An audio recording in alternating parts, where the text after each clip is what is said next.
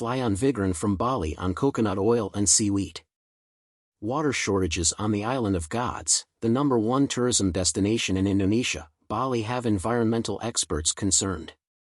Climate change is at the top of discussions, also at the Bali International Air Show, where the Indonesian Minister for Investment and Maritime Affairs, Luhut Binsar Panjaitan, announced that Indonesia is on its way towards the use of sustainable aviation fuel. However, with water shortages and droughts on the horizon in top tourism resorts, environmentalists are concerned about the impact of climate change across the region. Speaking at the Bali International Air Show earlier this week, the Indonesian Minister for Investment and Maritime Affairs, Luhut Binsar Panjaitan, announced that the country will be moving towards the use of more sustainable aviation fuels. In partnership with the central government of Virgin Australia and Pertamina, a move towards sustainable fuel is a big step towards net zero emissions.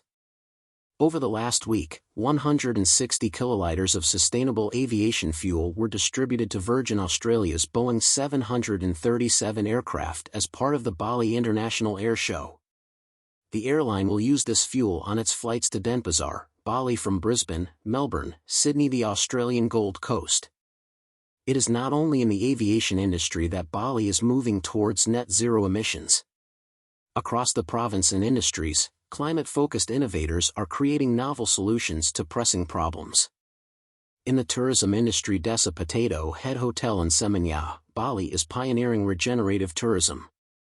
In Sanur, a new chapter of medical tourism is in the making, with sustainable solutions in development. The Bali Action for Climate event was hosted by the Bali Zero Clean Emission Coalition, and supported by the World Resources Institute, WRI, Indonesia, the Institute of Essential Services for Reform, IESR, the New Energy Nexus, and the CAST Foundation. Tourism communities are restoring damaged coral reefs. Solar is bringing the island's agricultural industry to the next level. However, the threats of climate change remain very real for both residents and visitors.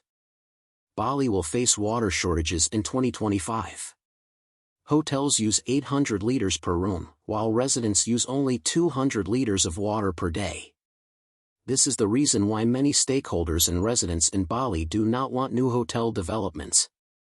On the wish list in Bali is cultural and sustainable tourism.